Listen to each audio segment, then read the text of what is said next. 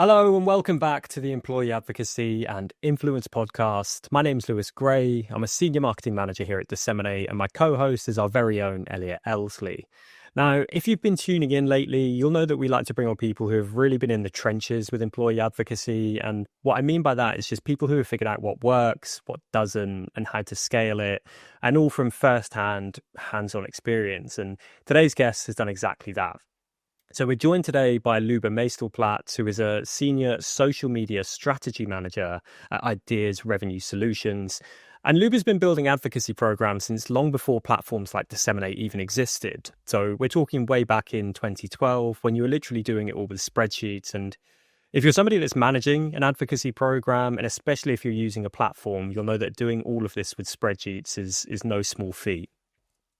As always, we covered a lot of ground in this conversation, but I've just selected a few highlights that you'll definitely want to stick around for. So firstly, you'll learn how Luba kickstarted advocacy at IDeaS with very limited tools and why you don't actually need a huge budget to get started.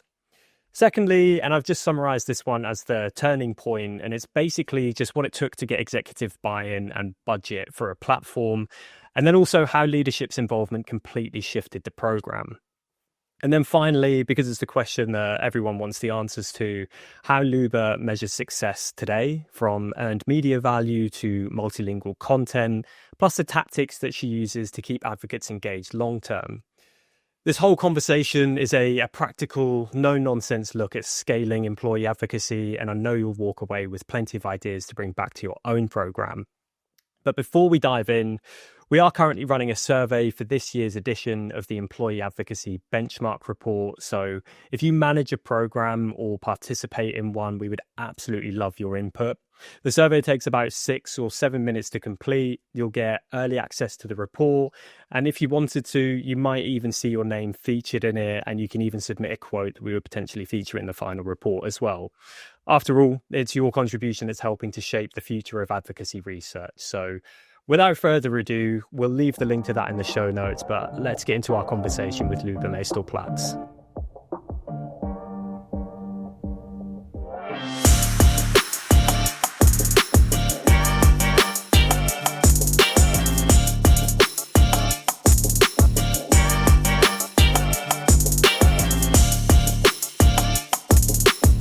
Luba, would you mind just telling our listeners a little bit about yourself and your role at IDeaS? Sure. Thanks. First of all, thanks for having me on. A little bit about my current role. I've been in various social media roles at IDeaS for almost the last 7 years. Regardless of what the role title has been, I like to joke that if it's even remotely related to social media, it comes across my desk. Prior to being at IDeaS, I spent 10 years in a digital marketing agency, actually started the agency, focused heavily on social media and website design. So if it's social media related, over the last, 15 years, I've seen it, I've done it, I've learned it. Yeah, to give the listeners some context, before we record these episodes, we always have a quick introduction, just like a get to know the guest. It's a call that I'll jump on. And something that really stood out to me is the fact that you've been doing employee advocacy for so long at so many different businesses, and you've kind of seen the full evolution of employee advocacy.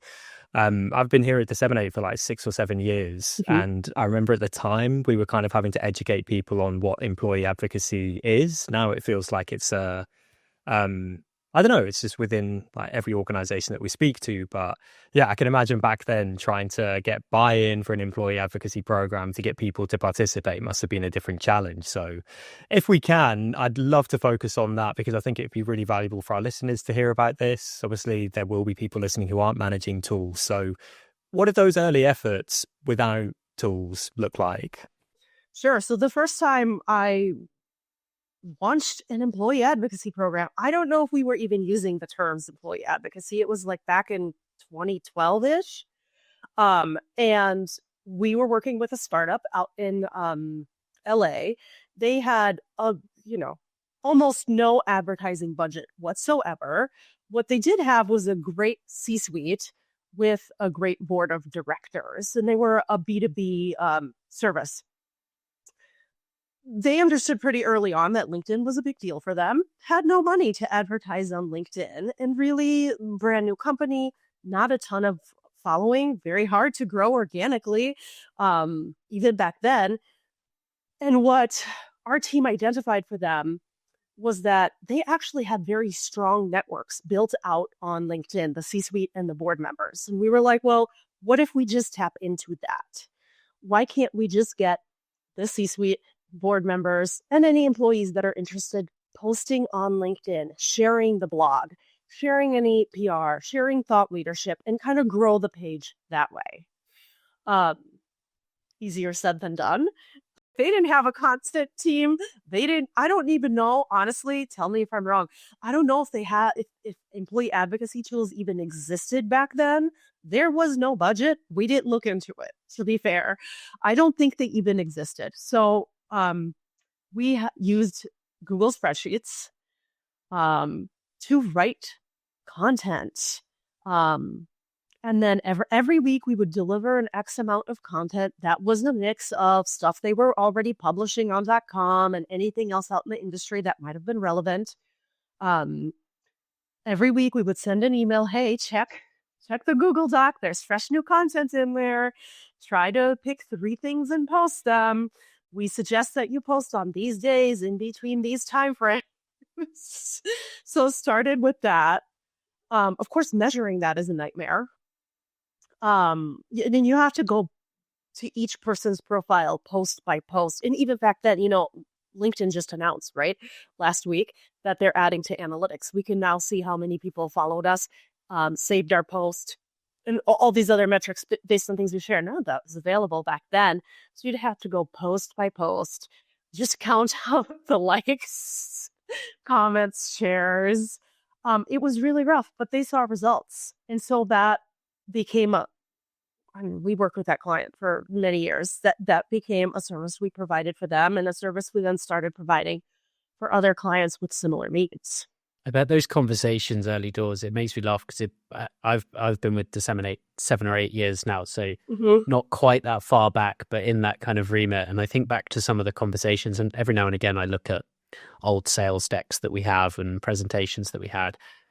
The fundamentals that you would talk about back then are so taken for granted now. It's unbelievable. I remember talking to people would say, well, how much content should we be publishing? And you go, well, at least twice a week would be, that would be a good place to be for a lot of people. And people go, whoa, that's a big two whole pieces of content for LinkedIn each week. That's a big ask. That's a huge leap from where we are today. But even back then also was even more problematic. There were no scheduling tools. Right now, you can just go into LinkedIn, sit down once a week and pre-schedule if you don't have a tool. Or back then, there were very few tools, and you still had to invest in them. You had to teach people how to use a new tool. They were scared enough to post to begin with. Now you're asking them to, we've come a long way. Very long way. It is really funny to think about it. And the conversations that you'd have back then as well. I think now the inherent value is so, whether somebody wants to believe the value is there or not is kind of irrelevant. But the inherent value is very obvious now. Well, we post on social media. There's, people make their living through social media and posting on social media. It's a very obvious market and an obvious thing you should do in a business. I do think, though, Luba, we were very much ahead of the curve in going after executive influencers, because it's something that the world of employee advocacy, as I'm sure you'll know, is really focused on right now. People who are managing programs are starting to reach out to executives. More people seem to be talking about the potential of that impact, because obviously you can do a lot more and get a lot more impact from fewer people. 1 or 2 execs can typically drive the impact of 20 to 30. I don't want to use the term regular employees, but I will, just to explain this point. But back then, what strategies, tactics, or I don't know, how did you convince your executives or those executives to participate, even way back in 2012? The group we were working with, we started with 4, and they were very proud of the networks they built on LinkedIn. So we could just talk them into trying this for a month. And that was, the sell for that ended up being really easy. they came back with us with a lot of anecdotal evidence, but still they would come back and say, I went to XYZ industry event and so many people commented on the content I've been posting. So it almost became like a pat on the back, thought leadership kind of ego building, which we all love, right? When someone acknowledges out in the wild something that we shared. So, very small anecdotal proof points, but that worked. And that got other employees that they were at events with noticing this, seeing these conversations and going, wait a minute, how do I get in on that? Back then as well, nobody posted on LinkedIn, not to the velocity that people do today. So just having people posting was, I remember we always used to talk about a stat, and this probably wasn't even that long ago, more like sort of 5 years ago, a LinkedIn stat that used to do the rounds. I can't remember where it came from, to be perfectly honest. I think it was Edelman, somebody like that. It was reputable enough to be able to quote. But it was only 1 in 10 LinkedIn users posted on the platform on a regular basis as an average. I appreciate you touching on the early days, because I think it's something that's it's valuable for our listeners to hear, because a lot of people assume that you need to have a huge budget to start an employee advocacy program. They start looking at tools, they start looking at maybe putting on events and kind of going into the deep end. It's like, okay, there's a sandbox you can kind of play around with here, and you can do things manually. You mentioned spreadsheets and things like that. Obviously, we now have more effective communications tools, Slack, Microsoft Teams. There are ways to make it work and get it off the ground if you have, as you had with these executives, the willingness from them to participate. But it's a good time, I think, to start talking about tools, because I imagine there came a point, I don't know if it was because it was such a resounding success, but what was the tipping point that helped you secure the budget for a tool, whether with that program or with a later one? Super grassroots. I had no budget, no buy-in, nothing. It was me going to people that I felt already understood how important LinkedIn was and saying, hey, I would like you to do this more often, and I'm willing to help you.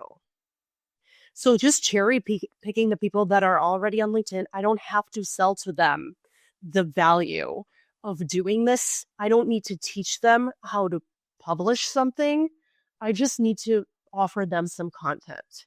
Those usually are the folks that also understand the value of adding their own captions and, making the content sounds, personalizing it. So starting out with a handful of people, that was working great. Again, they're receiving recognition at events. People are talking to them about things they've posted.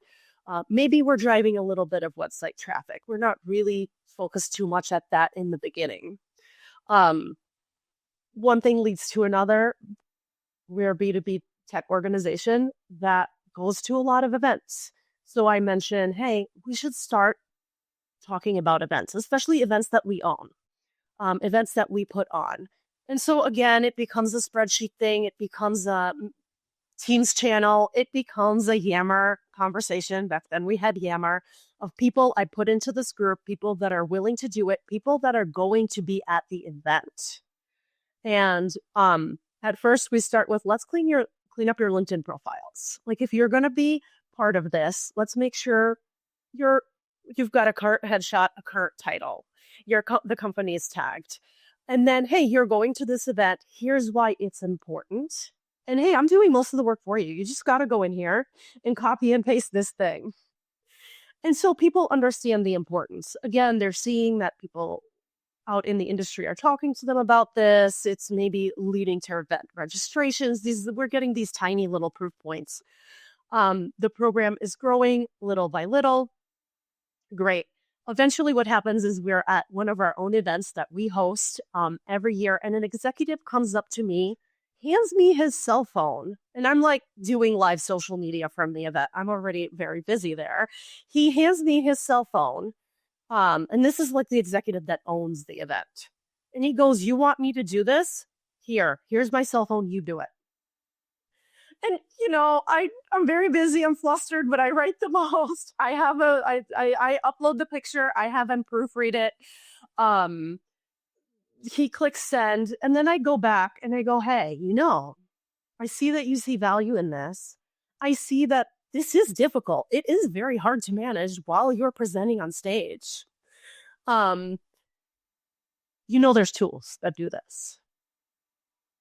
And that's what started the ball rolling. That's where you really need executive buy-in. You need one person that sees the value that's, gonna help you figure out how to sell it to everyone else. It propels things so quickly when you have those executive involved, but also like bought into, I cannot believe other people are not doing this at this point.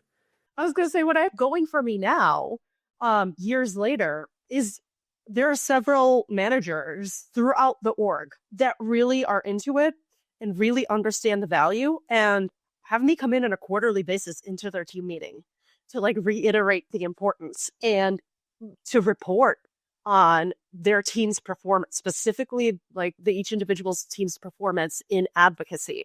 And then every time that team gets a new hire, they get sent over to me for training in a seat in the tool. So it's wonderful to have those, C-suite executives help you get the tool, but it's great to have other advocates within the organization that are just going to keep it growing. I was going to say, I'd be curious to know what happened between having that first executive on board and then getting to the point where you have as many as you do now. Was it just you felt like you could then go and approach other executives and be like, look, this person's doing it?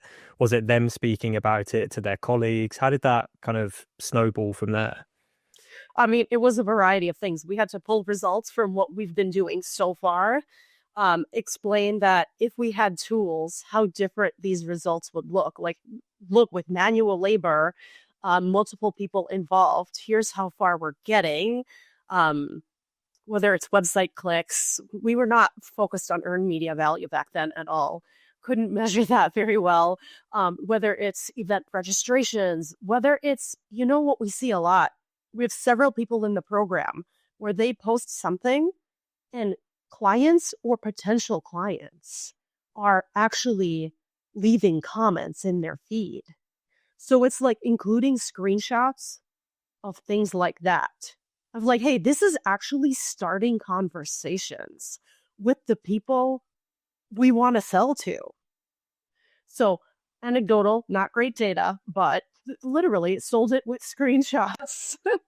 It's so important. It's amazing how many times this crops up on the podcast where you can have all the analytics in the world and from our side of things we do, and it's from a marketer's perspective, it's a playground of data that you can look at and analyze and understand campaigns. But when you're onboarding employees, commercial facing employees particularly, they don't really, you can tell them, oh, we got 100,000 clicks this month. And they don't know if that's good or bad. They don't know that's that's just a big number. Is that normal? Is that abnormal? It's relatively meaningless to them. If you go, oh, Phil over here in the sales team closed a $5 million deal because somebody commented on his LinkedIn post and it started a conversation. People go, oh, I care about that. I care about that a lot. I want that to happen to me. Absolutely. I mean, at the end of the day, isn't that why we do all the things? But I think that's where, I'm glad you touched on earned media value, because I think that's where it becomes so valuable, especially in terms of getting more executives on board, is being able to speak to them, like Elliot said, in a language that they can actually understand, rather than just kind of pointing to marketing metrics, which obviously mean a lot to us as marketers, but when you're talking to to the business leaders, maybe less so. But if we can stay on, I'd love it if we could stay on tracking and measurement for a second, because this is something that really stood out to me in our initial conversations, that shift from having nothing to having a tool where you can measure all of these different things. And you mentioned that you were tracking web traffic and media value. You've got content in different languages even, but how do you prioritize what success looks like? And I guess what's the North Star for you? Sure. So initially, again, it's about how do I communicate value? And it's finding that kind of big overall high level number that's going to speak to the most executives to kind of keep building the program. And initially, and we still use this to some degree, initially it is earned media value, because most organizations are spending money on PR. And so it's very relatable of, hey, we spent X amount of money with these publications this year. We were able to, just with an investment an initial investment into a tool, we've been able to do more with our own team members. And also, there's all these studies and data out there. Edelman Trust Barometer, you guys put out some great studies on this about how much more trustworthy the same content coming from team members is than the brand's content. We have all that data. We track that too.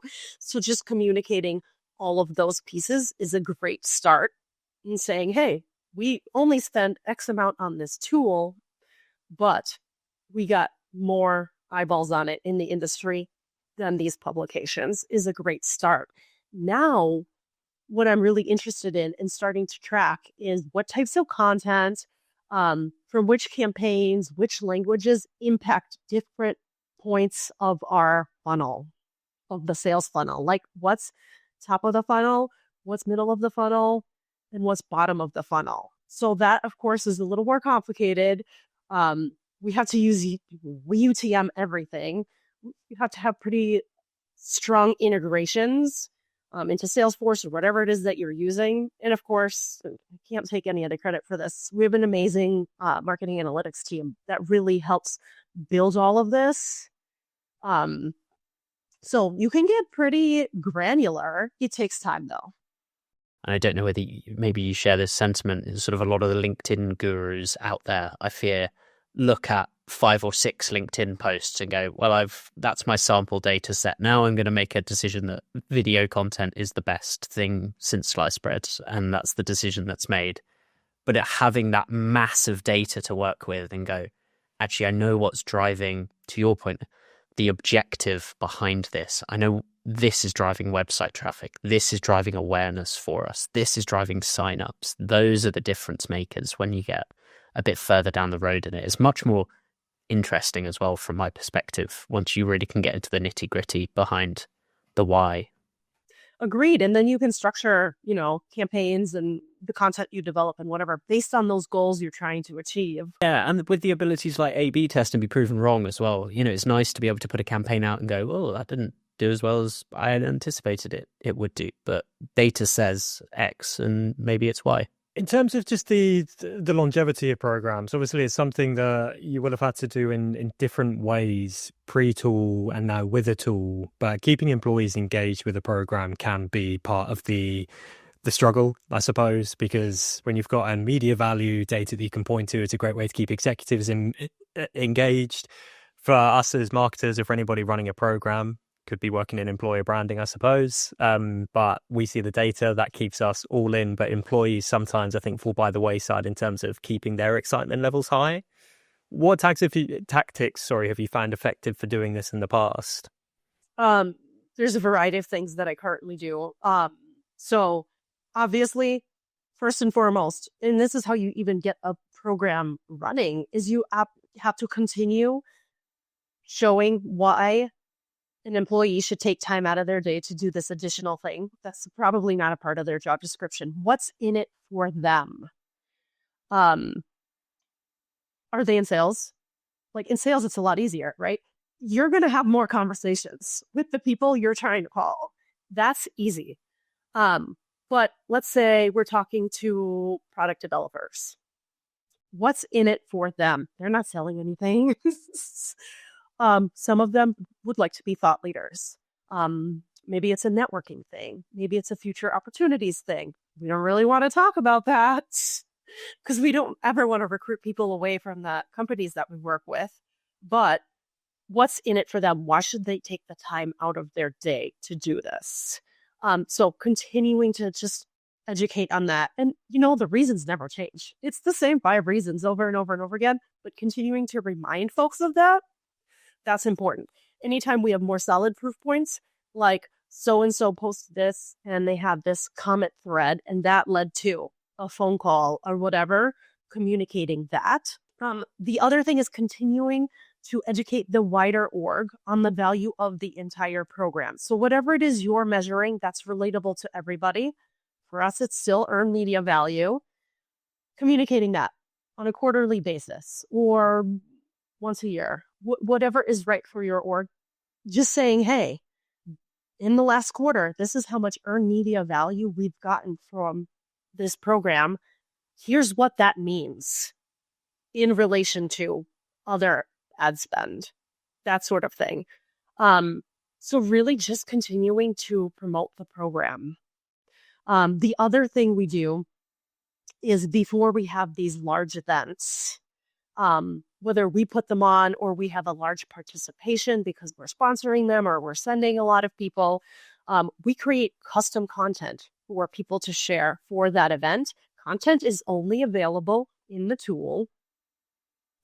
And then communicating. So with the event stuff, it's gotten so great. People really, we can talk about this later. People have gone from employee advocates to creators on the event content. They'll take a snippet of maybe what you offered them and just run with it. And the content is great and so engaging and authentic and so unique. Communicating that after the event, coming back and saying, hey, I tasked the 30 attendees with this. Here's what these 5 people did, and here's what it resulted in. There's loads of things you can do. None of them are a silver bullet that are just going to go, all of a sudden we have 100% participation again.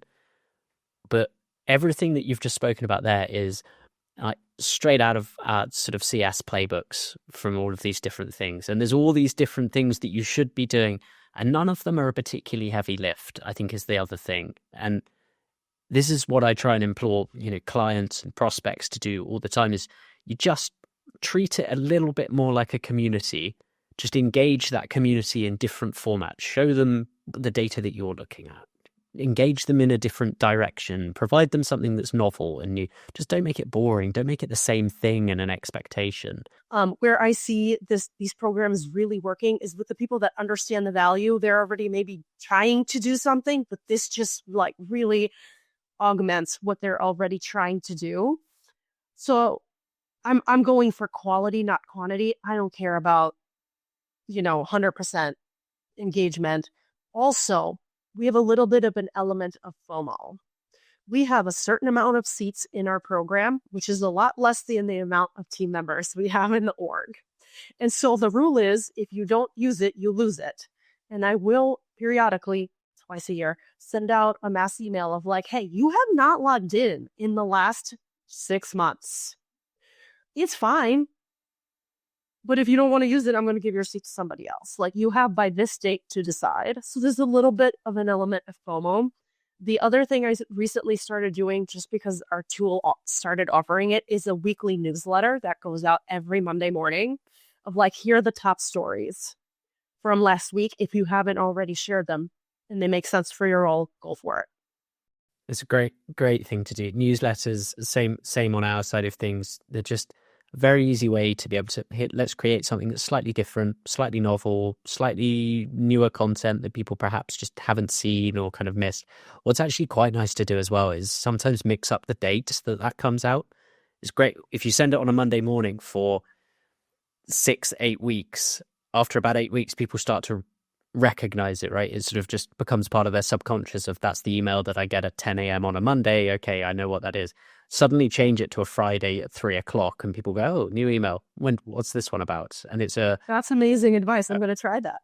It's remarkable how much of a difference it makes if you've been doing it for a certain amount of time. I mean, it's something that Elliot had to school me on, actually. Obviously, we use our own tech, and, as somebody who's curating content for our employees to share even, I used to do a content drop. So it's 1 day a week. It was just boom, here's a load of content. And then Elliot raised it, working in CS at the time, being my customer success manager, basically saying that if you keep doing that, people will stop checking the platform during the week because they have a certain day when they know there's going to be content. They'll schedule it, stagger it, make it irregular. And to be fair, it worked the charm. But something that actually came to mind when you were talking about the newsletters and things like that. First of all, I think these are all fantastic. I love that you're sharing these things to people who maybe aren't part of the program currently as well, because then, like you said, it just builds that FOMO. But I think perfection is definitely the enemy of productivity when it comes to these things, because so many people try to put together this perfect email, this perfect message, and it becomes a chore to do it regularly. And that kind of stops them from doing it even just quarterly, because they, ham it up to be this big thing in their head, when in reality, you could probably drive, depending on the size of the organization, tens or hundreds of signups from just a once a quarter newsletter, just kind of championing the performance of the advocates. Luba, this is one that people don't always want to answer because you don't want to have to admit that things have maybe gone wrong along the way. But obviously, you've been running programs with and without tech. You've been doing this for a long time. I'm sure you will have seen some things and learned some things that you'd probably like to pass on to other people so they don't make the same mistake. So what have you learned about what not to do when scaling an advocacy program? Well, there's a couple things. I've actually had to have several phone calls, one-on-one phone calls with team members of being like, hey, like re-education. This thing that you're doing makes everyone look bad. Don't do it. You have to be not scared of having those conversations, or I will have to take your seat away, whatever that is. Maybe it's someone deciding that they're going to post the same thing 6 times because they literally have a misunderstanding of how it works. They think the more they throw out there, the more eyeballs are the more engagement they're going to get. And, you know, you start with really solid education, and so you still have people that, like, for whatever, they didn't watch the video, they didn't attend the training, even though it was required, whatever. So, like, nipping those things in the bud faster, not being scared of having that phone call, and framing it as a, hey, I am trying to help you. I want you to look good. That sort of thing. If I was to do it all over again, really focusing on the first goal should be getting executive buy-in faster. Not waiting for that serendipitous moment where someone hands you their, like, not waiting for that, but trying to expedite that executive buy-in would be another thing. And just offering more variations of the same content, if that makes sense. No matter how much we talk about it, no matter the amount of data we throw at people, you still get too many people that don't want to personalize the content. And it makes such a difference when they do as well. Such a difference. So really honestly, doing whatever it takes to get away from that. Yeah. I think it's interesting. I mean, all the things that you've said, you know, it's why tools like Disseminate exist, right? From that perspective of, I always find your point around the kind of one-on-one, like there's the people that are making us look bad. I always find that such an interesting point as to, you know, why you need a platform, because actually just without a platform, people are doing this stuff and you often just don't see it. And just the sheer like governance of visibility becomes so important when you have a tool where you're just like, well, people are doing it through this thing, therefore I have sightlines at least on what's going on, whether it's perfect or not. Prior to that, I've just got absolutely no idea what's going on unless I've got a very expensive social listening tool that's going to look through every time somebody maybe from my business posts something, which is really hard to do. So just having an advocacy program going, well, directionally, this is all correct now because the content's here, the right stuff is in the right place. I just need to make sure people do it in the way that I'd like them to. Absolutely. And I think just to add to that, I'd say it's having the right person managing the thing as well, which, Luba, I think you've demonstrated over the past 30 minutes or so that's you're absolutely the right person for the job. Elliot and I, for anybody who's just listening to this and not watching the video version, have just been nodding along furiously because it's, as Elliot said, it's straight out of the CS playbook for us, and you've ticked all of those boxes. To add something before you throw out that final question. So obviously I heard about Disseminate many years ago and ended up with a copy of the book. It's back there somewhere. I don't know if you can see it on camera, the employee advocacy roadmap, basically. And I read it and I was so sad because it had everything in it. It is the guidebook, the roadmap. I was sad that I didn't have something like that when I was learning how to do this, and, you know, stumbling through learning how to do this. This guide didn't exist. So for anyone that's listening, that's starting up a program, or thinking about starting up a program, or just even want to learn about employee advocacy, this book's amazing. It's documents absolutely everything for you. You don't need anything else. I wish this was around in my early employee advocacy days. That is so lovely to hear, and amazing of you to do that as well, because I usually do a little plug of a piece of content at the end. So you've done that for me. But that's exactly what Bradley wanted it to be when he wrote the book. You know, Unfortunately, people had to go through the suffering of not having the guides in the early days so that we could put a guide together, but we'll link to that one in the show notes as well. So yeah, I'm glad you're enjoying that one. It's definitely one. Have you found it's one to revisit as well? I revisit it like twice a year because you get to a certain point in your program and then you stop reading to like get to that point. And then you start reading again to see what's next. Or there's just so many bits and pieces in there that, you know, you could add on or update. That it never really, I never have the feeling that like, oh, I'm not learning anything new by rereading it. For sure. Yeah, I mean, I do it myself, to be honest with you. It's stuff that we talk about all the time, and even I'll just open it and be like, yeah, I should probably still be doing that. Haven't done that for a while, whatever that is. But Luba, thank you so much for joining us today. Everybody who's listening, please go and follow Luba on LinkedIn. But it's been a great chat. We really appreciate your time. So thanks for sharing your insights and your journey. It's been a pleasure. I love employee advocacy. I could talk about it all day long. Amazing. Well, we'll have to get you on for another episode at some point, but thanks everybody for listening, and we'll catch you next week.